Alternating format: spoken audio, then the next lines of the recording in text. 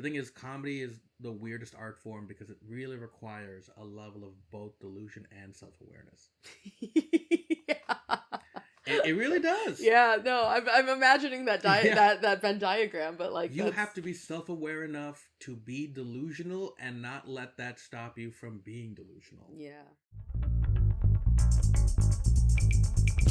Welcome to the Slightly Off Plan podcast, the podcast where millennials talk about how we haven't followed society's conventional path. My name is Jillian, and I'm your host. Please don't forget to like, subscribe, leave a comment, or share with your friends. Thanks, and I hope you enjoyed the episode. But you know what's interesting too is that also it's a reminder of, in so much of our lives, there is the live experience and then there is the recorded experience. And the live experience needs way less than the recorded experience. Yeah. To have a great time with, and I think this is true on stage too, like, you notice this when you perform improv, there are just moments that hit so hard, the serendipity between the audience and yourself. When you're on stage, that feels like absolute magic. And then you watch back on the recording, you're like, this is garbage. Yeah. This is like real bad. There's not a lot cringier than watching back improv. Oof. Especially younger improv. Where, you know, when you're still new to a team and you're playing with people who are new, and maybe that person is yourself, and you just look back and you go, oh, this person had no idea what to do. So they decided the answer was energy. And that energy really, you know, they got away with it live because in live, the infusion of energy can often really help. But boy, that's so good. That's what you're going to get from me. Old man wisdom from a man who doesn't look as old as he is. That is so good. Because it's so painfully accurate. Energy. Like just someone going, wah! Well, now would be a great time to introduce you to my audience. Sure. Guy who's been bitching for the entire time. Wow, I think this guy hates everyone. Let's find out more about him. Sid Singh, everyone.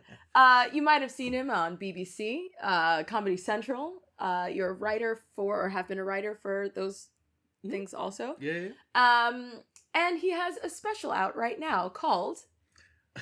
Illegally Funny. Illegally Funny. Catch it on YouTube.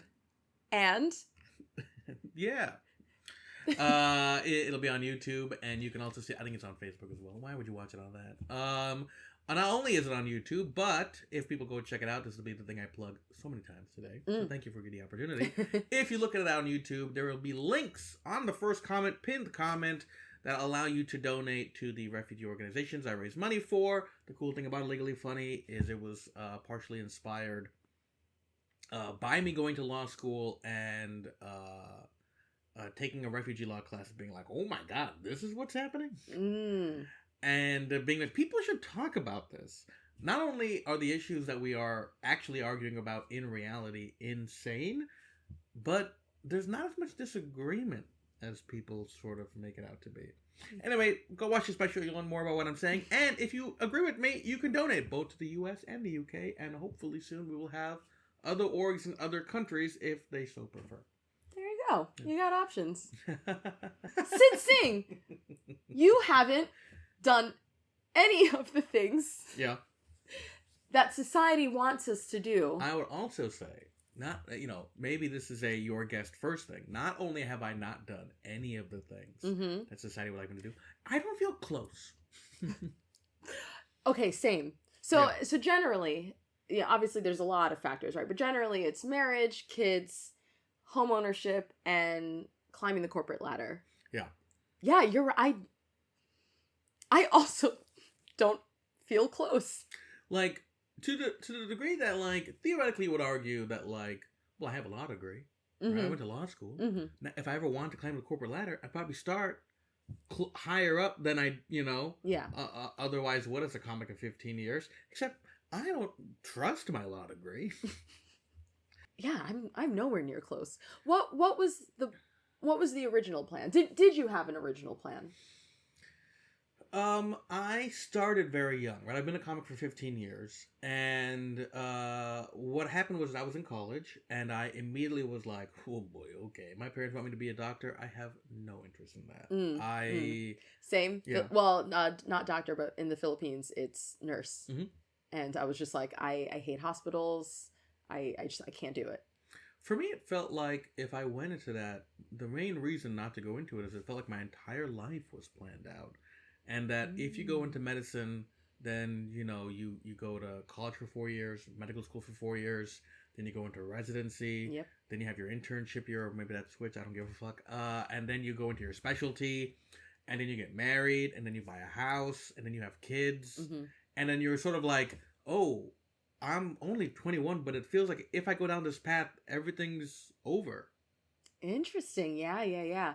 I mean, do you have friends in medical school? I do. Yeah. So same, my sister, a bunch of my friends. And yeah, I mean, that was exactly it. It was like, okay, 17, 18 to mid 30s, like early 30s is like mapped out. And I would have friends who like accomplished, let's say 70, 80% of it. Mm-hmm. And then they would have a freak. Like I would say,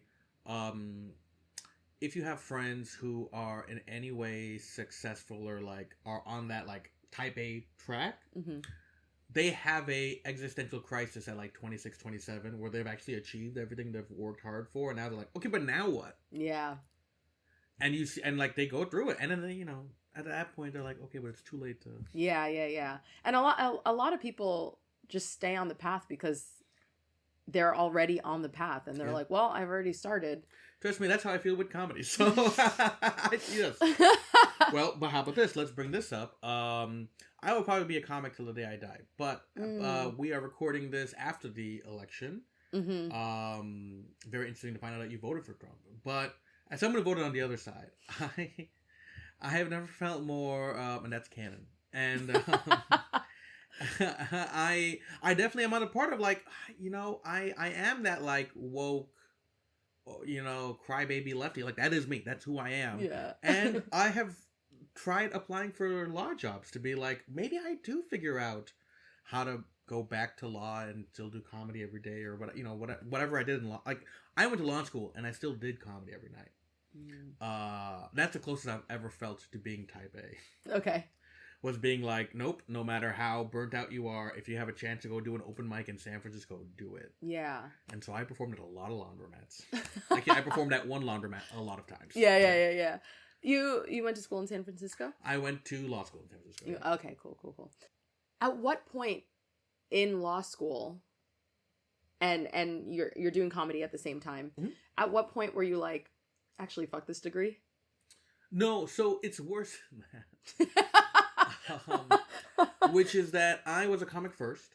My parents were like, please, for us, do something that gives you a backup plan. Yeah. And I went to law school. But I was already a comic in New York. I was already getting on cool shows. I'd already done the Edinburgh Fringe Festival, for example. Okay. But I didn't have an agent. I was scraping by with a day job that didn't matter. And so it was the kind of thing of, okay, yeah, I mean, they're probably right. Like, I probably do need I just need anyway. And so I apply to law school, I get into law school, but the entire time, I know I'm doing this for my parents. Okay. Yeah. And I'm, like, depressed. If you look at my Facebook messages, not Facebook statuses, my first year of law school, they're all suicide jokes. They are all hard. They're all some variation of, like, well, full day of law school, then did 3 open mics, and I went last on all of them. Time for me to slowly walk into the ocean. Like, it's just all that. It's all that. And I was joking, but it's dark. Like, yeah. No, same. Yeah. Maybe not that dark, but a lot of my, like, I don't go on Facebook a lot, but sometimes when I do, just check it out. I don't either now. Look at this. That was an expert waterlism. I don't go on Facebook. I'm not an old man like 36-year-old Sid Singh. But when I do... This was 10 years ago. Or, yeah. I'll see a status and I'll be like, A, that's dark, and B, there's no one that I feel more disconnected to than the person I was when I was writing that status. Oh, that's interesting. I would say post-election, I feel closer to that guy again. Not in a suicidal way, but in terms of I feel lost. Yeah, yeah. At their time of recording, this is before the inauguration. And how do you feel having voted for him? I didn't vote for him. Because you didn't vote at all. Wow, that's worse, kids. I sent in my ballot. I voted for the Blasian. I tried. That was rough. Yeah. I surprised myself, or I was surprised in the aftermath of that. So on the Wednesday, because we found out quick. Yeah. I did not realize that I cared that much because I didn't get out of bed for 3 days. Wow. And I'm not exaggerating. I know this sounds so dramatic, but like on Wednesday, I was scared to leave my apartment. I'm in London, and I was scared to leave my apartment because I was like, everyone hates me. Like that's how I took it. Like, this guy winning means that everyone hates Black women. Everyone hates Blasian women. Right. I was taking it personally. Whereas like when Hillary lost, I was shocked. I was upset. I was, blah. I was back in New York at the time. I was, all the emotions, but like I got on with my day. Like I whereas like this time I was like, oh, this hurts. Well, and this is the kind of thing that I think a lot of people don't want to hear, especially because of how badly she lost. But for all of my real issues that I do have with Kamala Harris, one could argue that she's one of the most qualified candidates who has ever run for president before. She worked in all three branches of government. She, literally was considered for a Supreme Court job by Barack Obama. She's basically been the first Black woman in almost every job she's ever had. You know what I mean? And first Indian woman, all that Blasian. And it just wasn't. America didn't care. You know what I mean? And it's funny because it's one of those things like she went to my law school, so I've had close friends who worked for her. Oh. And it's one of those things where I feel like I have legitimate reasons to be skeptical of Kamala Harris, and she did not lose because of any of those reasons. Yeah, she's an district attorney, and I don't feel like voting for a cop. And America was like, oh, that's not our problem. Yeah. No, that's, no. We like the cop part. It's the woman and person of color part that we object to. Yeah, because there was, I definitely noticed, okay, so with Hillary, it was very much like, vote for Hillary. Don't worry about the emails. Don't worry about everything that the Clintons have done. Do it. Whereas like this time around, it was very much like, okay, I get that there's a lot that you can say against Kamala, but and that can speak to two things. One, I think people are a little bit more aware these days. I think, lockdown and everything 2020 just made people more online, more aware, more just in touch with all that stuff. And then there's the other obvious one that, you're going to just, the masses are just going to care more for a white woman than for a brown woman. But yeah, that hurt. Well, it's also that weird thing. You must see this a lot. And I think this comes up in comedy to some extent. But it's, people are like, what? I got to pick the better of two bad choices? Yeah. Like, what? What are you talking about? So even you realize they're two bad choices and you're going to pick the worst one? What is wrong with you? Yeah. It is this, and it kind of speaks to the aimlessness of like, I don't know, because you do mostly improv. Yeah. So I think improv is a little bit different because it's removed from the political to some extent. Mm-hmm. In terms of like the audience never wants you to go super political. Yeah, Whereas in stand-up, I've been on tour since the election, and it's been really weird. It's been weird going on stage as an American person of color and trying to talk politics because the audience is kind of like, hey, we're just bummed out, and there's nothing you can say that would make us feel that much better. Yeah. That's interesting. We kind of, so like I've noticed in myself, I've written a lot more jokes about dating, about my parents, things that are just safer topics. Mm-hmm. Because it feels like, I mean, I'm me, so I still do political stuff, but it is that thing of I have to have some level of balance, or people are just checking out. Yeah. You know what? I'm going to use that as a segue. Hey friends, just checking in. Now would be a great time to hit the like button, subscribe to my channel, leave a comment, share with your friends, and thanks so much for being here. Okay, love you, bye. Because the world is going to end. Everything sucks. Nuclear war is upon us. The world is on fire, literally. Can I say something that will probably bum you out more, but I think is an important part, and then we'll move on. I apologize. The thing that actually bothers me the most about that is if you follow legal activism or just any activism, you'll know that, you know, under the Trump era, he installed judges who repealed Roe v. Wade, right? Repealed the right, the federally mandated right for women having the right to choose. And what's really interesting about that is that a lot of activists at the time thought it would be Bush. And so back in 2002, 2003, they were screaming from the rooftops that he has put a conservative majority that is conservative in a way where, and Texas Health came out a couple years after that, where it was like, no, they're trying to repeal it as much as they can without actually repealing it, but it's gonna happen. So I look back on that and I'm like, I feel like we're kind of in the same position where we're telling people what's gonna happen, but it will take 20 years, and that means that people are gonna just call us hysterical for 20 years, and then it'll happen. Yeah. So it's that thing where it's not just that bad things are gonna happen.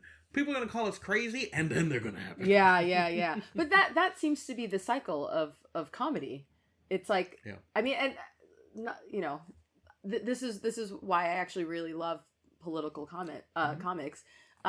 Is because you guys see, it's gonna sound so cheesy, but you guys see what's gonna happen in a way that other people can't wrap their head around. And what's really crazy about that is that if, you know, your audience wants to see that, you can watch my special, Illegally Funny, on YouTube. That's right. No, that's very sweet of you to say. I mean, a lot of us are like, it's like any comedy, you know. A lot of us are wrong as well, and at least the discourse is happening. I think the scariest thing about this is that people are not, like, when Hillary lost, there was an activism like, hey, we got to prove that America is more than Trump. But now that he won the popular vote the second time, everyone's kind of like, I guess maybe actually this is us, and we should instead focus on how to keep ourselves safe, which is quite disheartening. But sometimes when things are disheartening, they need to be moved to a different topic. Look how smooth. Look how smooth this is. Hey, Slightly Off Planners. So I just got my hands on the latest red flag glasses that's been going viral on TikTok, and let me tell you, they are a game changer. Real story, I was out with this Hinge guy and he starts yelling at the waiter because he put ice cubes in his drink when he specifically asked for crushed ice. But I'm always trying to see the best in people, so I'm like, maybe he's just tired from work and hates big chunks of ice. I put the glasses on and they lit up red. Who knew yelling at a waiter is a red flag? Anyway, my listeners get 15% off with the code Yelling at a Waiter is an immediate red flag. If you get a pair, let me know how you like them. They have absolutely changed my dating life. Red flag glasses, because love is blind. But you don't have to be. Back to the show. How is being a political comic in the dating world? I think no different from being a regular comic in the dating world. Okay. I think especially because I live that life of a touring comedian where, I think the first thing is I think it's easier in Europe than it is in America. I think being a person of color, dating is so much easier in Europe than it is in America. Interesting. And I can't tell if it's because Europe is more open to people of color, or just as I entered my 30s, I was in Europe more often, and that dating just might get easier in your 30s in general.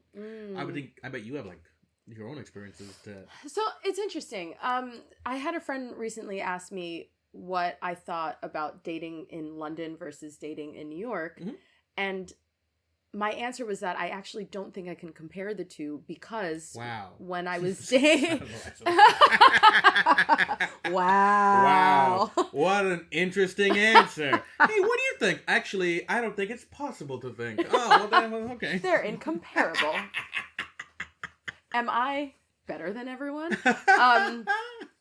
No, realistically, when I was in New York, I was in my late 20s.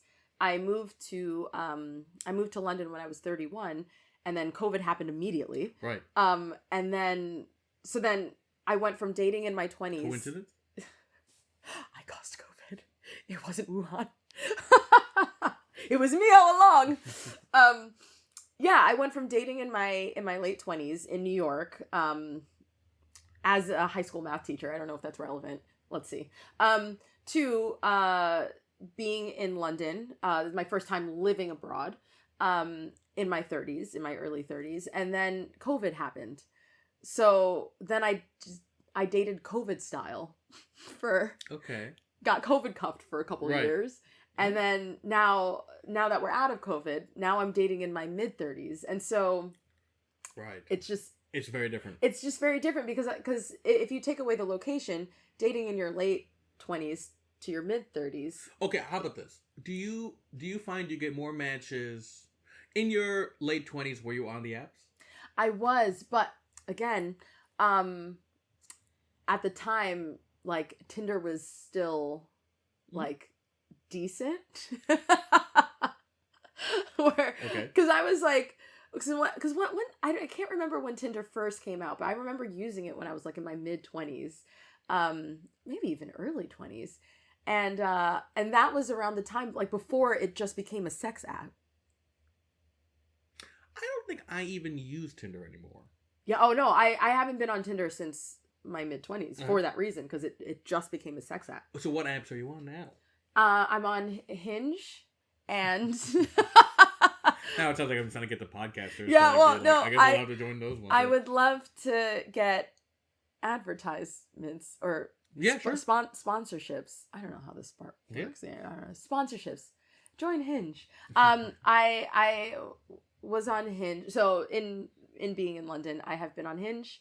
I tried being on Bumble for a little bit, but there's so many like notifications and things that you can click on Bumble that like it scared me. Deleted that. You know, you go through rounds of like deleting the apps and then and not even in a fun way, not even in like a, oh, I'm dating someone, so I'm gonna delete the apps way. In a, I hate everything. Fuck everything. I'm just gonna. So I've been through rounds of that, but right now I am just on Hinge. Okay. Yeah. Here's why I bring that up. One, the more I tour, the more every city responds to each app differently.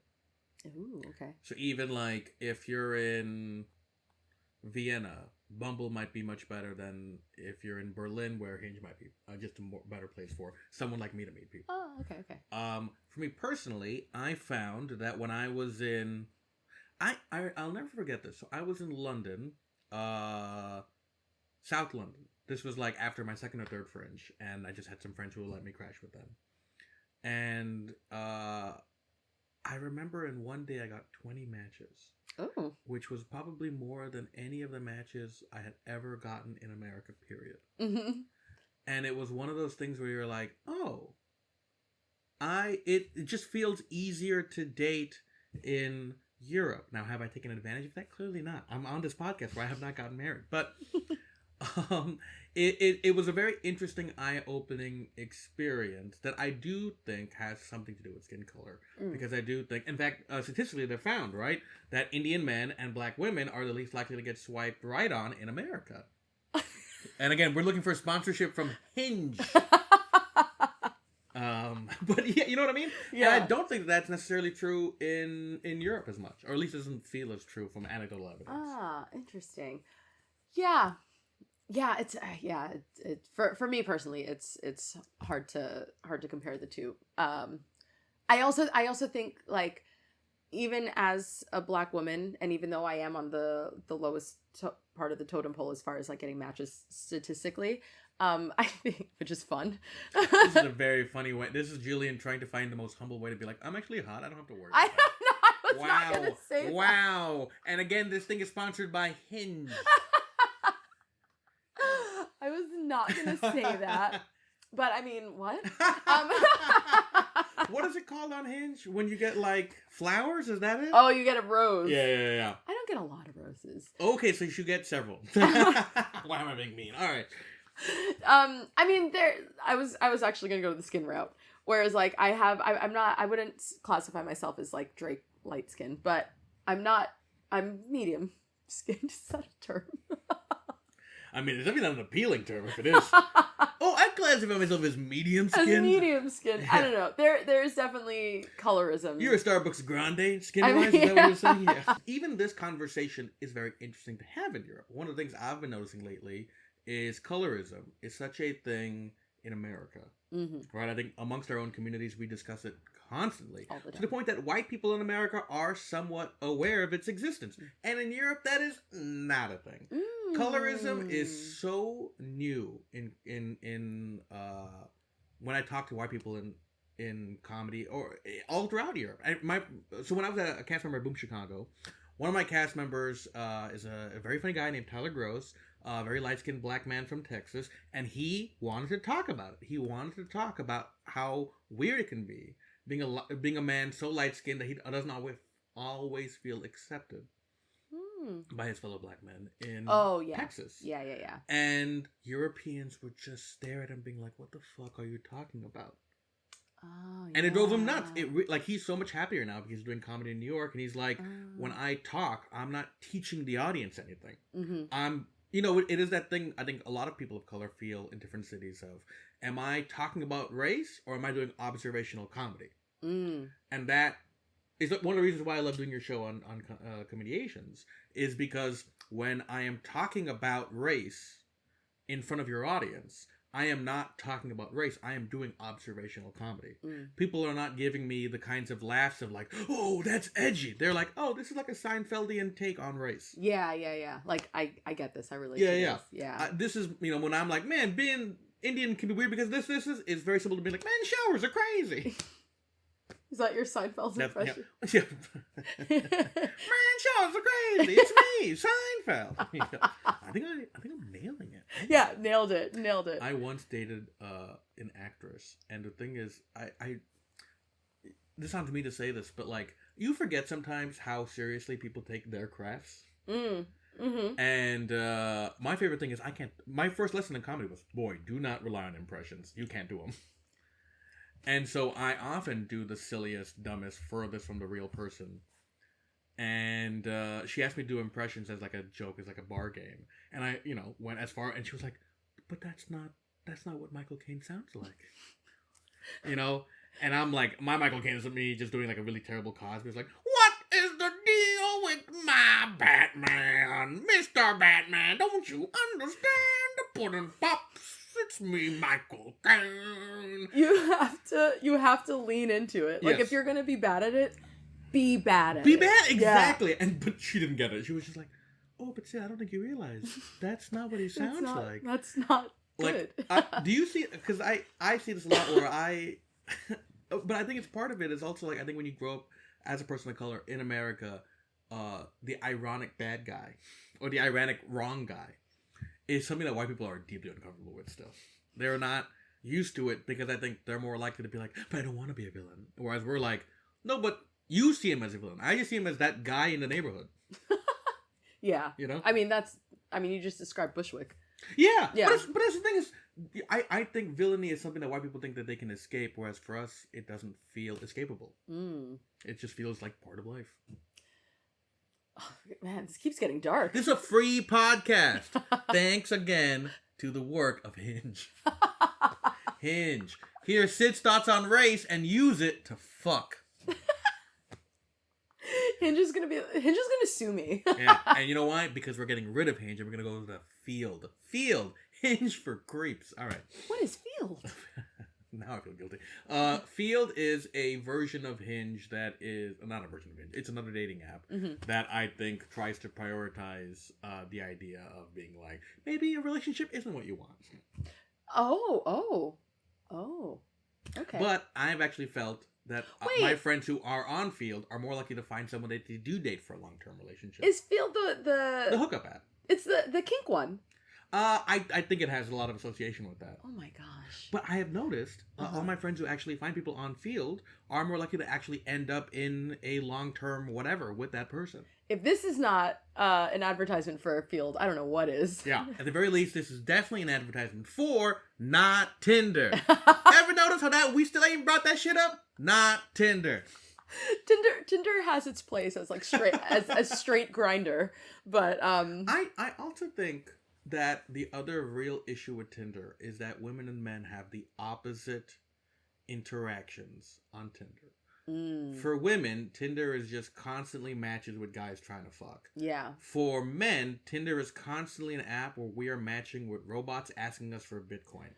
And there, you know what I mean? So there's no way we could ever really relate to each other based on our Tinder experiences. You're like, man, that guy just wanted one thing. And I was like, was it Bitcoin? Because that's all this bitch keeps talking to me about. Is it robots or a horny person? Like that's yes. That's what you're getting on Tinder. I bet a lot of men are like, hey, can we fuck? Because if you say yes, you're probably not a bot.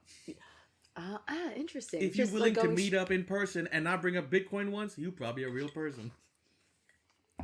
So what kind of matches are you getting on Hinge? Well, I'll tell you this. I feel very lucky. I think most of the people I end up going on dates with are fucking awesome. Great. Like, it's really cool. Like, I think the biggest issue I have in my life is that I have not really picked a place to live. Okay, that's fair. So, unfortunately, because they're awesome, they also tend to, like, I remember, not this year, but the year before, I got broken up with by 4 different people throughout the year with the same speech. Oh, stop. I got the same speech, which was some version of, hey, we have a lot of fun, but you should know, since you've been gone, I've met someone who lives here. And that is the kind of thing where you're like, oh, I don't really have a counter. Like, yeah. I had such a great time with this person. I could totally see us long term. But if she values the concept of someone who lives there, I lose, yeah. The concept of quality time. Yeah. Yeah. Just out of curiosity, where did you grow up? Where did you go to college? And then bring us to modern day. I grew up in TV America, which is that thing of I grew up in a suburb, a very diverse suburb that you only see on sitcoms. And I grew up in East Side San Jose. Oh, okay. In California. I lived there until I was 18. 18, I went to UC Riverside for college. I was part of one of those like pre-med programs that. Oh. If I was going to go to UCLA Medical School. Yeah, they almost had you. I think about it a lot because I now wonder, having lived a life that wasn't preordained and a life that was much more of my choosing, did I choose better than that? At 36, I'd probably just be a doctor living somewhere, probably married to someone, probably unhappy. Anyway. That's the thing. Well, would I know I was unhappy? Because none of them do. They know.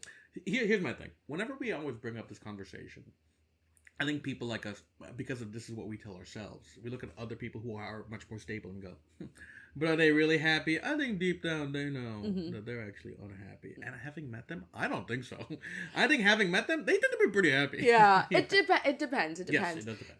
Because when I was like kind of putting the guest list together for season 1, I had a friend reach out to me who has all of the things. She has the marriage, has the kids, has the house, is doing really well, has all the things, and she asked to be on the podcast, and I was like, no, you were literally the opposite of everything. Right. And she was like, but I still feel off plan, I still feel like my life is a mess. And I was like, I don't feel bad for you. And then right. Like not that harsh, but and then I've had different variations of people that have all like some or more of the things, and their whole thing is like, yeah, like I can relate to like not like feeling a mess. And to which my response was, that already exists for podcasts. That's already out there. Sure. Yeah. I want to focus on the ones that didn't get any of those things. Like I haven't even had the joy of having a married, let alone getting divorced. Right. Like I have friends that are divorced at this age. If anything, we are at the age of second marriages. Yeah.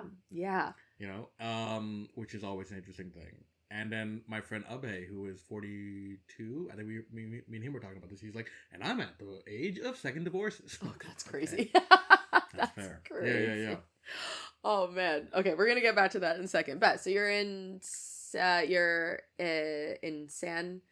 Jose. San Jose. I went to college in Riverside. When I was in Riverside, I started doing comedy. My third year. in college. And my roommate, whose couch I would sleep on in order to do that comedy, moved to New York City, where he was from. And he had a couch free. And he was like, hey, you want to move to New York City? You like comedy, you can do it here. And so I moved to New York City for 4 years. Oh. And did comedy every single day for 4 years. What multiple times a day. What time period is this? How old were you? Okay, I started comedy in 2009, and it's at the start of 2011 that I moved to New York. Okay, something like that. And I didn't know anyone in comedy when I moved to New York. I had like opened for Joe Mandy and Donald Glover. Oh. Oh yeah. So I hosted this thing called the Sun God Festival, which is like this big party at UCSD, and they didn't want to pay someone, so that's why I got to host the Sun God Festival. Gotta love those free opportunities in comedy. I was on stage for 11 hours. Like my voice was gone for the next 2-3 days. Yeah, it was crazy. Free, thanks. They made me a very lovely birthday card. And I'm like, thanks for all your hard work, and I was like, oh, you got paid. Anyway, I don't even know if that's true. Anyway, Joe Mandy recommended the Village Lantern open mic in New York City, and I went to that mic and just discovered New York comedy. And I still remember the first ever mic I walked into. It was also at the Village Lantern. It was a show, sorry, not a mic. And the comedians were Phoebe Robinson. Oh. Annie Lederman, and Michael Che. Wow. Yeah. And I was like, oh my God, this is so intimidating. Yeah. That's the first. Yeah. New York is different from San Diego. Like. Yeah. But then, you find your own way, and for 4 years you're doing comedy, and I got passed at some of the local clubs, and I was doing an open mic, and this Australian comic came, and we hit it off, and she was like, you should come do a split bill with me at the Edinburgh Fringe Festival. And that's how I started doing that. Wow. But then, yes, my parents were like, oh my God, that all sounds crazy. Yeah. You're from California, you're going to go all the way to Europe? Yeah. Nope. Please have a backup plan. Yeah. So I applied to law school. And actually, the weirdest thing is, so I applied to, I get into law school, to the school UC Hastings, which is not the name of the school anymore. And they're like, so I get in and I go, hey, heads up, I got into this thing called the Edinburgh Fringe Festival, which I do every year, and the last week of the festival overlaps with the first week of law school. Is it okay if I just start law school a week late? The first week is just orientation stuff anyway. And they were like, what? No, it's law school, you dum-dum. Like, here's what we're going to let you do instead. We're going to let you defer your admissions by a year. Oh. And you are now accepted into the following year's program. And so that's what I did. And that year was crazy because I had quit my job to go to the festival. And then I came back. I didn't have a job. My uncle called me. Hey, I found you a job. I was like, all right, let's do that. He's like, but it's in LA. You got to move to LA. You can sleep on my couch, but you got to move to LA. I was like, okay, whatever, man. I got to do it for a year, right? And I fly from New York to LA, pack up all of my things. And I think about that moment a lot because I was trying to get on some really cool shows. Moved to LA, the first thing my uncle says, okay, I haven't actually found you a job, but you got to quit comedy, man. What are you doing? Oh, wow. Wow, that's a sneaky move. Wow. But to his credit, I did get to sleep on his couch for a full year. He helped me find a job in law. I was still doing comedy every night. If anyone ever asked me if I love comedy, it's that year in LA. That was brutal. First of all, I did not live in LA. I lived in Irvine, which is an hour and a half from LA. And in morning traffic, I was working Century City, which is on the west side. I would have to leave my apartment at my uncle's couch at 6:50 to get to the law offices at 9:15, 9:30. Yikes. Then I would work till 5. Then I would do comedy until I would get on the Flappers mic at the very end, which would be so I'd probably get back to Irvine at midnight, a little after midnight. Fuck. And then sleep and then do it over again. Every single day. There is no hustle like the stand-up hustle. And it was that thing of, and then right as I finally felt a groove in the comedy scene, it was time to go to San Francisco. And I did law school for 3 years, graduated. The secret to graduating is that once they let you in, they really want you to graduate. Okay. So, did not finish. I got okay grades, but I did not finish near the top of my class. Let's put it that way. Okay, yeah. Because I was the only one who was not there to become a lawyer. I was there. I was like, I'm here to please my parents. I'm sure you weren't the only one. Yeah. But how about this? I also always still saw comedy as my true job. So I think other people who were there just to please their parents were like, okay, but after this, I want a law job. Yeah. But I was like, wow, who gives a shit? Yeah. And after 3 years, because I still did the Fringe every year, I got hired. And by the way, I was right.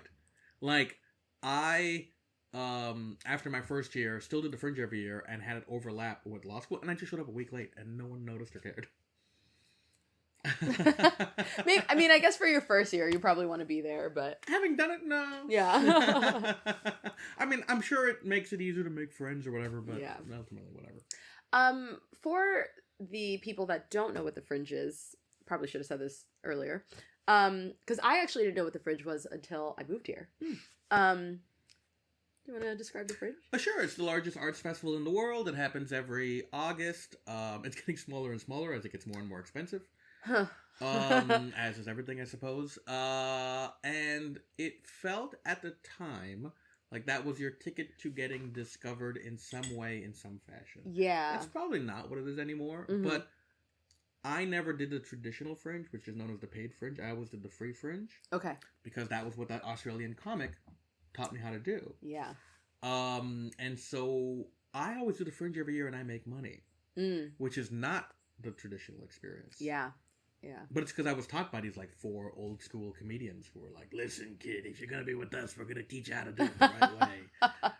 Were they all from New York? No, but that's the only way I know how to do an impression. That was my Jerry Seinfeld. And it was, but I still lose a lot of their lessons to this day. And I've still never done the paid Fringe. And I've, even, I got to win some awards and stuff, but none of it was through the paid Fringe. It was still through just hustling and... Oh, I didn't realize. Yeah, actually, yeah, now that you say, it was donation-based, your show. Because I saw you up at the Fringe. Is it the same show or a similar show to the one that you have to Illegally Funny? So, no. Illegally Funny was my show from 2022, and I think you saw last year's show. Which is a almost completely different hour. Yeah. Oh, okay. Yeah. All right. I mean, it should be a completely different hour. Probably 100% different. I graduated from law school, and because I've been doing the Fringe every year, my friend Dan gets a TV show, and he's just like, "Hey, do you want to move to London?" And there, I'm in San Francisco, and I'm at this point where I'm like, in comedy, if I moved to New York or LA right now, I would have to start over. Yes, I would have friends who were contacts who were getting big, but so, your first month in either of those cities, you're like, I'm getting booked tons. And then you start from the bottom again, and you have to just do the open mics and grind. And I was like, if I'm going to start over, can I start over in a place I haven't been to so it doesn't feel humiliating?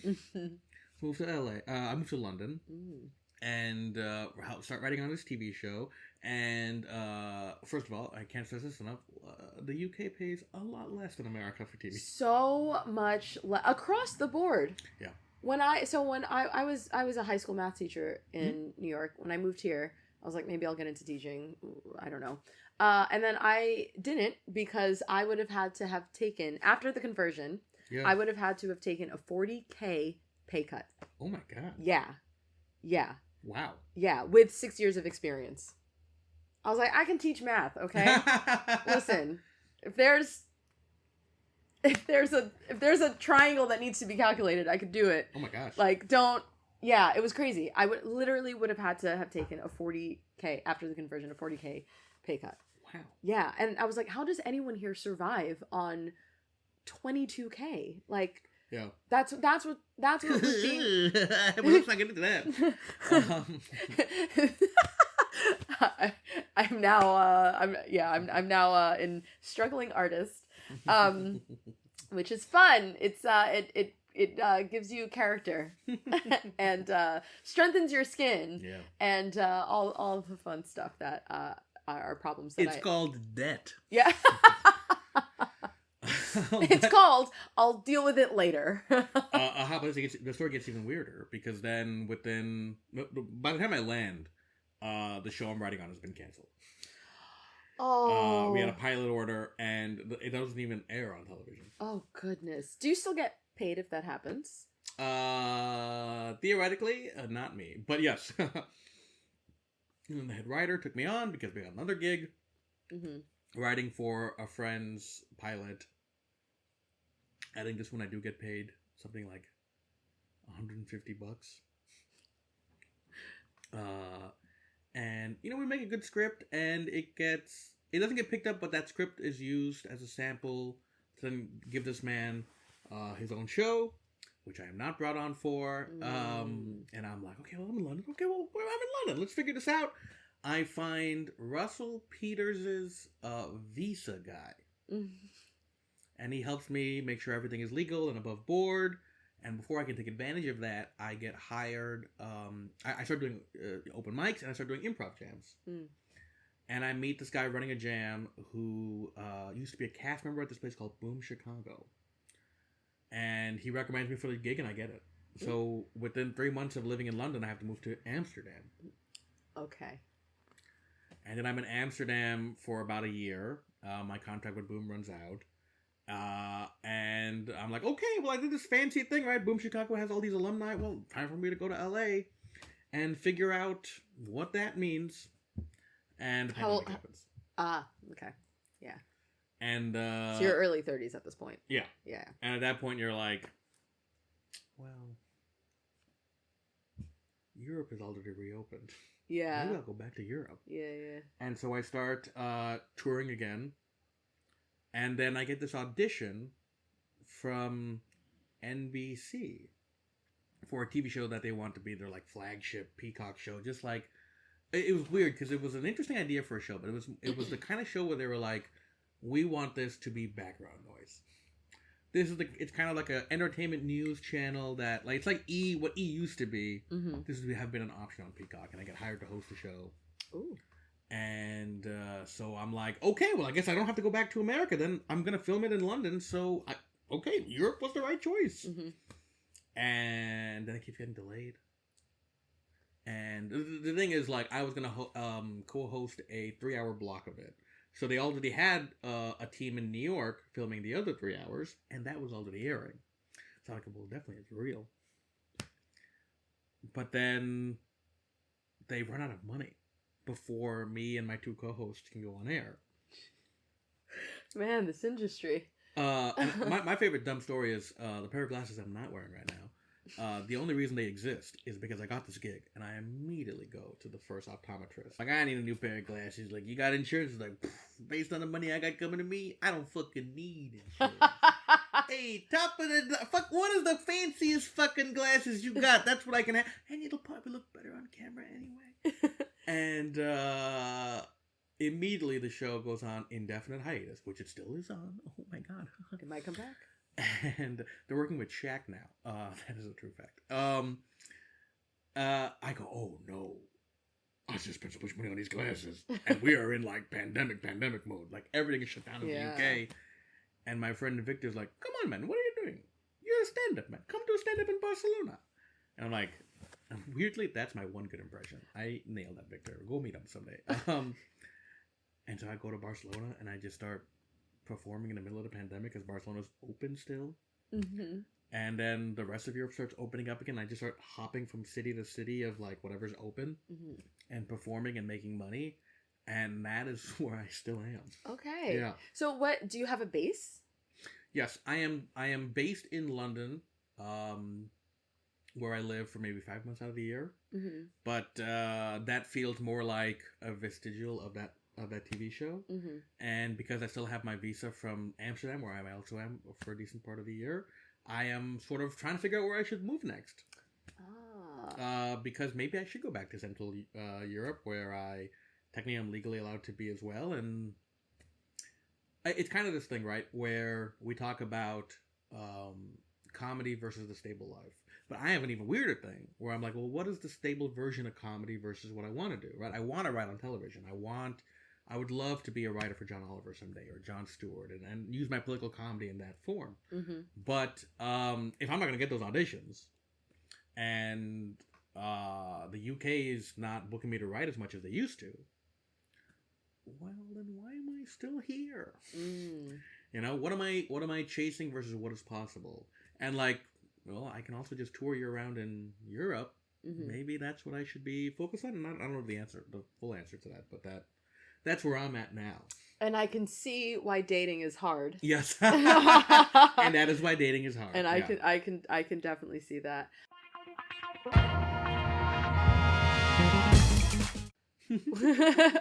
What are your priorities? Well, I think that has also taken a huge turn since the selection, because I'm like, post-law school, because I had learned what I had learned, I was like, oh my God, so little is required to make a positive change. And that is why I started, like, every Ed Fringe after I graduated, I would give 50% of my money that I would make it that year to the Center for Gender and Refugee Studies, which was an organization that my law professor started, named Karen Masalo. And she's amazing. Like, one of the things is, like, people are like, oh, are you using your law degree? Like, no, I'm a dum-dum. Like, I give them half my money, and then they do amazing things. And what's amazing is that, like, it doesn't take a lot of money for them to win cases. That's how obvious their cases are. That's also how little money they have. Mm. And it is totally deserve more, which is why you can always go watch my special, Illegally Funny, and then click on the links and then donate more. Sponsored by Hinge. Anyway. Post-election, there's a part of me that's like, well, you know, the Center for Gender and Refugee Studies did beat Trump in court. They've done that multiple times, but it does feel different now.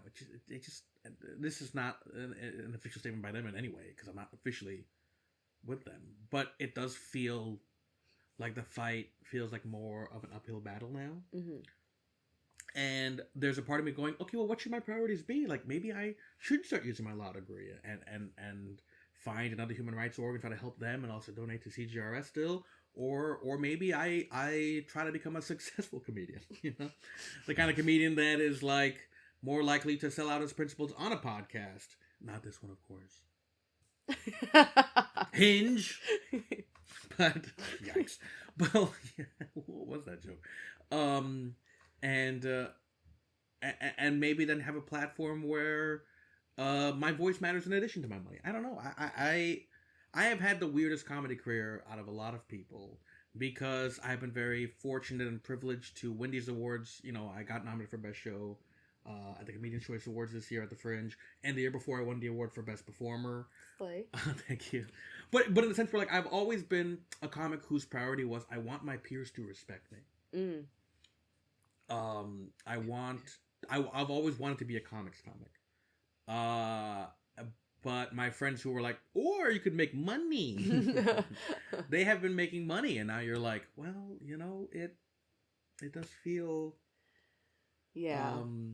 like if the world is going to be so adrift, and if still so little is required to make positive change, maybe I need to change my priorities. So that I thought, I was very flattered that I got to do this podcast, because I also thought it would be very helpful for me to just say the shit out loud, and then you guys can comment on the comments. Please comment below. And just tell me what I should do with my life. Please vote below. What should Sid do next? Yes.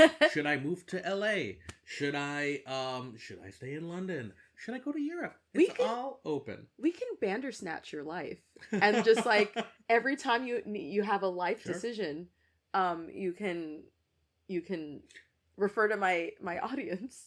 As long as I can be a comedian and I can raise some money for the causes I believe in, the location doesn't matter. But also maybe I shouldn't take either of those first two things for granted. So yeah, that's where I'm at. Yeah, it's I feel for the constant battle of the integrity that you want to keep as a comic, as an artist, versus like, yeah, we're in a capitalist society. Like things need to get paid, and how about this? I had a really big agent come to see me at the Fringe, an American agent, right? And her comments to me felt like a double-edged sword. Even though it was a very sweet compliment, where she said, I have been asked to see 8 shows this year. by my bosses, right? Yours was one of the shows.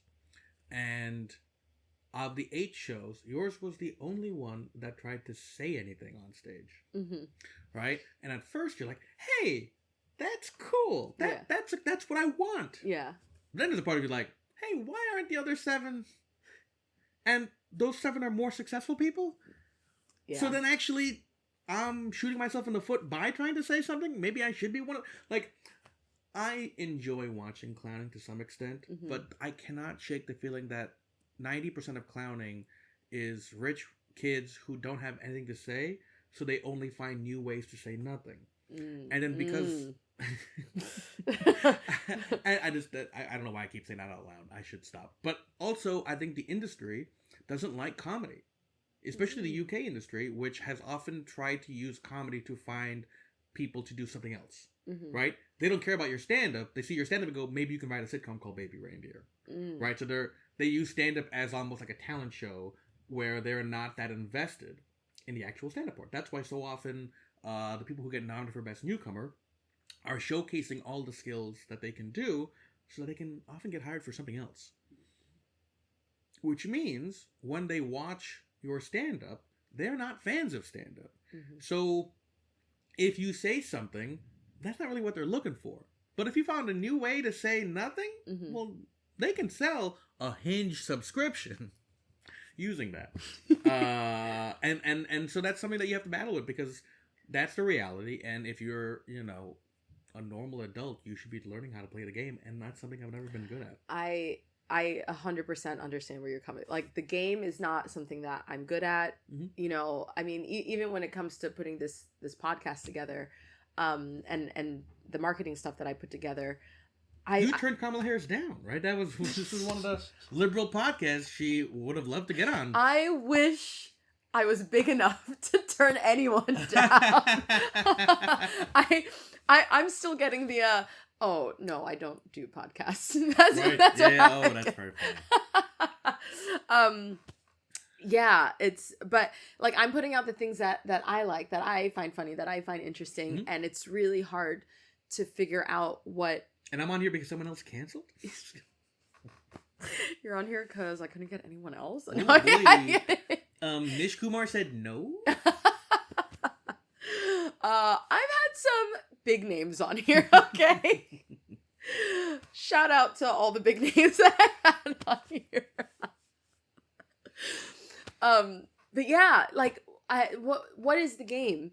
Because every once in a while, there is an artist that makes it across mediums that makes it, that didn't play the game. Yeah. And then the people that don't want to play the game look to them and go, oh, we don't have to play the game. And let me tell you, 15 years later, boy, what a mistake. Look at the people who played the game, and how about this? It's also how you frame it. Mm. I have a lot of friends who have played the game exceptionally well, truly to a very talented degree. And when they make it, people's perception of them is that they never played the game at all. Mm. But if you were around them, you're like, oh, no, that guy looked over your shoulder during every conversation you had to see if there was someone more important than you that he could switch to the conversation with.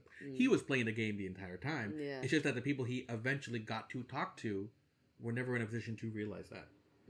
I mean, that's part of playing the game. Yeah, is not letting anyone know that you're playing the game. See, that's why I would be too obvious. I have no chill. Sure, I think I try to play the game in order to raise more money these days, and I'm so bad at it. It's just people being like, "No, I'm not gonna do that." Well, you're 36. The other way you could raise money is you could run a marathon. That's what we do when we get to this age, and I'm open to it. based on how much more tiring it is to just do 25 shows at the Fringe and earn half the money. I'm like, maybe I should just. Hey everyone, should Sid run a marathon in 2025? Comment below. And in what city? That's a good one. Yeah.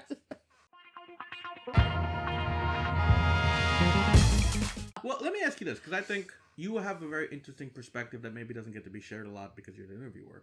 What are your priorities when it comes to, like, you've only been doing comedy for a few years. Mm-hmm. Does it feel freeing to have started later?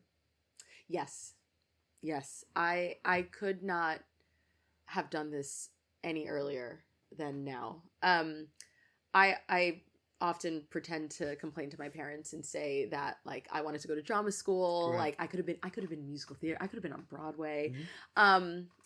And obviously as an usher, like on stage. Why be mean? Why be mean to the person who booked you? Yeah, why be mean? I told you I can't play the game.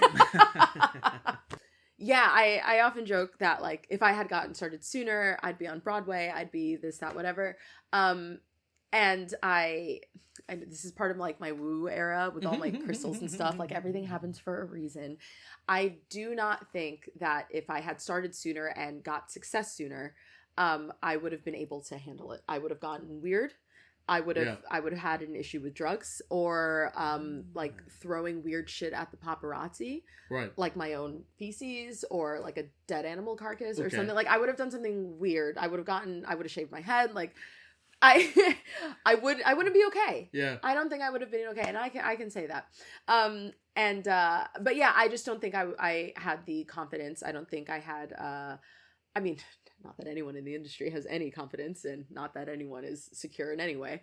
But being in my late 30s, I have a sense of confidence that did not exist 10, 20 years ago.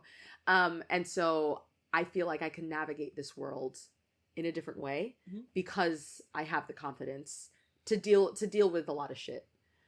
So if I get rejections or if I get people right. not laughing or whatever, like of course it affects me. I'm still only human. I'm still a comic, right? I need the laughter. But it filters through me differently. Whereas I think if I was in my 20s right. getting all of this stuff, I'd be like, I'm ugly, I'm stupid, I'm not funny, I should just kill myself, and et cetera, et cetera. Whereas like now I'm just like, man, what could go worse? Yeah. What could be worse? Right. And yeah, I mean, like, not to sound all like sitcom-y or whatever, but like that is the beauty of being slightly off plan, is that yeah, no, listen, I'm laughing, but you're not wrong. I also think it actually helped to have those experiences where I would see my friends who were not off plan freak out because they weren't off plan. And I also think, like, one of the things I'm jealous of you for is because you started later, I think you have a more mature idea of what rejection means. Yeah. And I kind of had the inverse version because I started law school later than a lot of my friends who went to law school right out of college. I wasn't intimidated by some of the law school requirements because it's a lot of work. Unless you've had a real job before, then you know what it's like to have to stay up late a few times. You know what I mean? Yeah.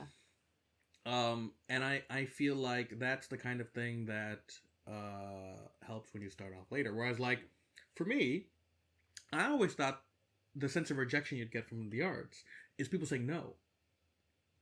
And I think I'm actually quite well equipped to handle a no. Mm-hmm. What hurt more was learning that most of my rejections weren't going to be no's. They were going to be we're not even going to find out. You know what I mean? Yeah. Like, for example, there's this fancy theater here called Soho Theater, right? Mm-hmm. And I thought when I got nominated for Best Show or when I won these awards from the comics, that they'd be like, hey, we're going to book you like we booked all the other people who were nominated for those awards. And instead, it's not only did they not book me, they never saw the show. And I'm on good terms I'm friends with most of them. And they still wouldn't see the show. And I often think that I'm lucky that I went to law school because that helped me handle those rejections in a way that I think if it was still the Sid who was, a 21-year-old comic, I would have been like, what's it gonna take? Whereas you're like, well, there's other places I can perform. So, yeah. If you could give advice to the Sid that moved... Sorry, I feel like you have a lot of turning points. Yeah. I feel like you have a lot of like, oh, I could have done this or that. I have so many moments where people go, hey man, you're gonna look back on this, you'll think this is the moment. And really, I look back and I'm like, this was the moment that led to another moment where I had to hear another fucking person go, this is the moment. And let me tell you, I prefer the rejections where they don't even find out. Yeah. So Can I just say, I'm gonna cut all this out, but when I was putting this Keep it in. When I was putting this podcast together, so I had the idea, and immediately I was like, I'm gonna actually do this podcast with someone else. So I picked this guy on Comediations who fit the criteria, was 36, blah blah blah blah, right? All this stuff. Told him about the idea. He loved it. Like we met up in Angel. We were just like talking about it. We were like really like, you know, sussing the whole thing out. And we took a picture and we were like, man, this is it. This is before everything blows up. Like, what? That's how you know I'm a new comic. Yeah, but it's so people. So I do this a lot where I help young comics with writing and like advice and stuff, because I really think if you're an artist, you want to, for the younger artists, you want to be the artist you wish you had. And I think the thing that I get back from that is when you're a young comic, the delusion is a love for being included, and it's so helpful to be around. The older you get in the arts, it is so easy to get jaded that there is nothing more helpful than being surrounded by people who aren't jaded. And sometimes it gets annoying, and you know, you're like, hey buddy, I need you to have this conversation with me again in 2 years, and I won't. Like I do, to be fair, I have a lot of conversations with comics where they are telling me how different they were two years ago when they first started, and how different they will still not realize that they will be in 10 years or whatever. But for me, it is really helpful to be around people who are hopeful, because it is so easy to lose it. Yeah. Oh, I'm fully in my delusional era right now. fully. Like I wake up every day like any day now, you know, but the thing is, I know that I need it. I know that I need the delusion, because then what are you doing? What are you working towards? And sometimes I feel dumb. I don't know. Yeah, like that. I mean, that's definitely a part of this, of everything, is like, I mean, I felt dumb to start the podcast. I felt dumb. If you didn't feel dumb, you wouldn't be having the kind of insights that are worth listening to, either now or eventually. Yeah. You have to, like, the thing is, comedy is the weirdest art form because it really requires a level of both delusion and self-awareness. Yeah. It really does. Yeah, no, I'm imagining that that Venn diagram, but like you have to be self-aware enough to be delusional and not let that stop you from being delusional. Yeah. Otherwise, you're going to find reasons to stop. Yeah. Which is but if you're not self-aware, you'll never find ways to be good. Yeah. If you could give advice to the Sid that landed in London, okay, and then got the email that the show. Oh no, dude, that was literally my friend meeting me for a show, being like, okay, I don't think the show's gonna happen. Oh, okay. But if you could give advice to that Sid, which was 10 years? No. This was in 2018. Okay. August of 2018. Okay. Yeah. It was at the Fringe. We were doing the Fringe, and then we were gonna, of course, go to the writer's room in September. And he was like, I don't think they're picking it up. And I was like, okay, well, I have a law degree. Yeah. So if you could give advice to that Sid, what advice would you give him? Huh. It could be about anything. It could be about comedy. It could be about dating. I think download Hinge. If we don't get some free Hinge roses, bare minimum, I better. I don't, the advice I would give that guy would be, to, it's tricky because you want to do the time machine stuff. And you want to be like, listen, just keep posting. Post those clips immediately and have that first mover advantage on these apps or whatever. And buy that Bitcoin. Buy that Bitcoin. Don't buy it for don't use it on pizza. All the other advice is gone. Buy that Bitcoin. Quit comedy. Because the more you quit comedy, the more money you'll have saved up to spend on Bitcoin. Buy stock in Trump University. You guys remember Trump? It's the person Jillian voted for. And I'm gonna superimpose a MAGA hat on you. And she'll be able to do that because she has been ready to go because she voted for him. And the most honest and helpful advice I would have given a younger comic is learn. Like, I had an idea in my head what consistency was from doing stand-up every single night. But I think the other thing is learn how to get in front of people who will value that consistency. And that sometimes means doing things that you thought were humiliating. Take classes being taught by people who might want to help their students out. Oh. And I think you would be surprised at what you get from that. 9 times out of 10, comics are afraid of spending money on classes. Yeah. Because they are afraid of being seen as someone who needed to be taught, when so much of this is us being convinced that, yeah, the got or you don't, kid, which is absolute nonsense. Yeah. There are people who don't have it. Yeah. But most people can be taught a lot of it. Yeah. Dave Chappelle has read every single comedy book that existed when he was a young comic. So why are you better than him? Maybe because you don't hate trans people? Guys, don't. Okay. Calm down, Jillian. You voted for Trump. Listen, stop talking about J.K. Rowling, okay? She's my queen. Oh, you mean the lady who's plastered all over this room? There's a reason the camera's focused this way. And they are tasteful nudes. But... That's not an AI image of J.K. Rowling and Trump making sweet, sweet love. I also think that the other advice I would give is experiment more. You know, like, be willing to take chances in different mediums, because that will help your comedy get better. The more experiences you have, the more opinions you are exposed to, the better your comedy gets. But at the same time, because of that, learn grace. Yeah. People are going to give you a lot of dumb opinions. And the advice I wish my younger self had was to be like, just because they give you dumb opinions, you know how everyone else is shutting the hell up and letting them have those dumb opinions? You can be that guy too. You don't have to be fucking Martin Luther Singh during every goddamn... Not Martin Luther Singh. Just because, every time someone says something crazy, I would stand up and be like, that's wrong. And everyone else would be like, well, he's our boss. So I wish I had probably learned how to play the game. Learn how to play the game. Learn how to play the game. I love that. You're in this scenario that you're giving advice to your 2008 self and a younger comic self. 2018.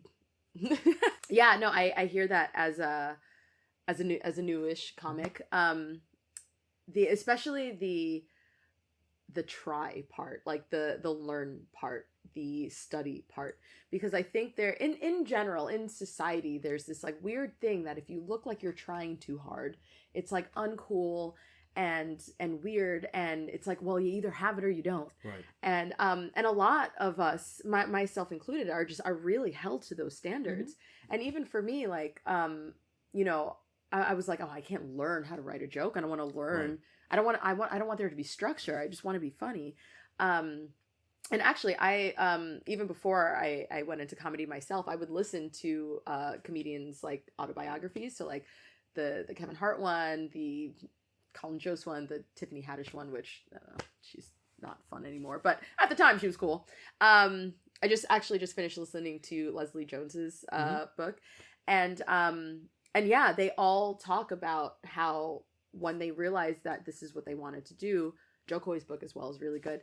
They honed in, they studied, they watched everything that they could get their hands on. Colin Jost has this thing where he was like, when I was like, I want to be a writer, he was like, I wrote every day. And the reason why he wrote every day is because he read that, I think Jerry Seinfeld wrote every day. And I still haven't done that, but like, it's cool to think about. Well, but I do. But I think I would come at it from a different perspective, because I did all that. That's something I've never had a problem with. Write every day. That's what you got to do. Even if it's one sentence while you're looking at your book for an hour, do it. Perform as often as you can, because you never know when. Like, sometimes the best shows will be when the joke's not working, and because the joke's not working, but you got to be on stage, you end up saying a line that in your head explains the joke better, and then that finally does get the laugh, and then now that's no longer for that gig, that's the new punchline. But for all the future gigs, that's now a tag you have for the better audiences, that now you get 2 laughs instead of 1. Always say yes to every gig. That I truly believe. But I would say, when I say consistency, I mean with the industry of being like open to sending 1 million emails to 1 million people instead of being like, you know what, it'll sort itself out. Because a lot of times they're busy, and the more industry people I know, the more I'm like, oh, they're not looking for anyone. They're really just hoping to be told. The comedians who I think have made it that I am the most in awe of are the ones who are not just doing their job, they're kind of doing 5 or 6 jobs at once.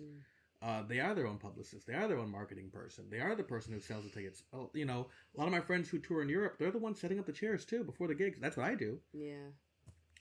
Because there is the people who can help you grow exponentially, and sometimes there's yourself, and you got to learn how to learn how to do both. Yeah. I mean, you saw right before we started this podcast, you saw me tinkering with everything. I learned how to set up mics, and I have my lamp that's usually in a corner as lighting us. And how about this? You're gonna get so good at that stuff, which you already are.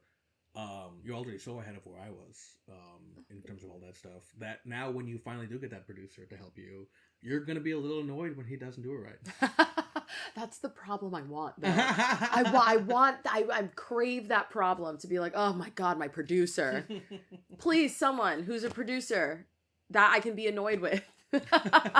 I'm looking for you. That's huge. Finding someone you're allowed to be annoyed with. Yeah. Because right now I'm annoyed with myself. Oh my God, I gotta set this up. I want better problems. Yeah. I want the problem of an annoying fucking producer. So you'd say you're off plan even from this plan. There is no path in which I have ever been on plan for anything. How about this? Of the 4, which do you feel closest to? Ooh, okay. So, marriage, babies, what are they? Homeownership. Okay. So homeownership out. Yeah. Definitely corporate ladder. Okay. So the funny thing is, right? Like the corporate ladder, if I wanted to go back to teaching, if I wanted to go back to software engineering, I could do both of those things literally tomorrow. Right. Which is a nice safety net. And that's actually one of the reasons why I was a little bit bolder in making this whole decision, is like, and one of the reasons why my parents are a little bit okay with what I'm doing is because I have things to fall back on. Right. If I need to, I can. In the same respect, if I wanted to get pregnant tonight, I could do that. Jillian does have a date tonight. I have a date tonight. And the reason you're seeing this and she does not look 3 months pregnant is because the date went well. Yeah, honestly. So, gosh, the one that I feel closest to, literally none. Okay. Yeah, literally. I mean, I guess just because I have a date tonight, maybe. Oh no, that's so sad. Maybe pregnancy or marriage. Okay, I thought you were gonna say marriage. No, either one. I think pregnancy is a much funner idea of which one you're the closest to. Marriage feels grim.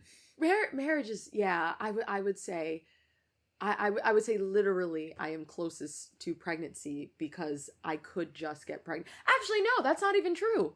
I'm 37. It's harder when you're older. Not impossible. Sure. So yeah, I've never gotten any tests or anything, so I actually don't even know if I can get pregnant. So, well, I feel like I could just like adopt a baby. The answer, Sid. As a single woman, I don't know. I think that's actually really tough. Angelina Jolie did it.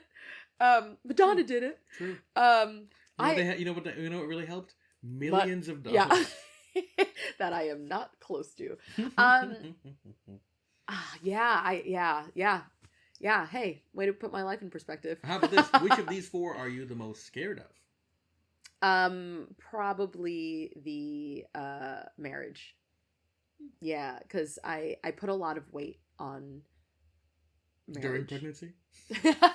Hey. Who am I? Yeah. Some of these jokes are going to make you understand why I haven't made it yet. Everyone watching is like, oh yeah, that's why I haven't heard of Sid Singh. Yeah, maybe because he's an asshole. He's just been mean to this lady. It's her show, and all he does is first he takes over and asks her questions. That's rude, and then he's just mean, whatever. And you know what? Yeah, because you know what I told y'all, I don't play the game. The only game I play is Hinge, and that's why they're a sponsor. Oh my, if we get a Hinge sponsor. I want to give you a chance to plug. Yes, please watch my special, Illegally Funny. I wear a very stupid suit on it because this is true. The producer who helped me make it was like, Netflix wants to see you be a lawyer, okay? If you're going to pretend to be a lawyer, I'm like, pretend. She's like, either way, you have to dress in a suit. So we picked the cheapest suit we could find, and we filmed it in the only venue that would have me, in Amsterdam. And it came out great anyway. I'm very proud of it, actually. Not just because of me, but I thought the audience was phenomenal. Nice. All my opening acts did an amazing job. It was a great night. The editor, Gus Melton, did an amazing job. Adrian Taus, who filmed it, did phenomenal. So I'm very proud of it. And yeah, there are links, more importantly, that go to the Center for Gender and Refugee Studies if you're American, or the Joint Council for the Welfare of Immigrants if you're from the UK. And both are fighting the good fight, which I am so proud I get to be a tiny part of. So please watch Illegally Funny. How about this? As of January, it just hit 10K views on YouTube. Hey! So hopefully by the time you're all seeing this, it is at 500 million views. And just please add to that. Thank you. I have no sign off. Thank you so much for watching. I really appreciate the support, and I hope you enjoyed the episode. If you made it this far, please comment the name of your favorite fruit, and maybe one day I'll buy that fruit for you as a thank you. Don't forget to like the video, subscribe to the Slightly Off Plan channel, and share it with someone who you think might like the show. And that would probably be a millennial with no job or access to the housing ladder. It's why we're here. Okay, thanks, bye.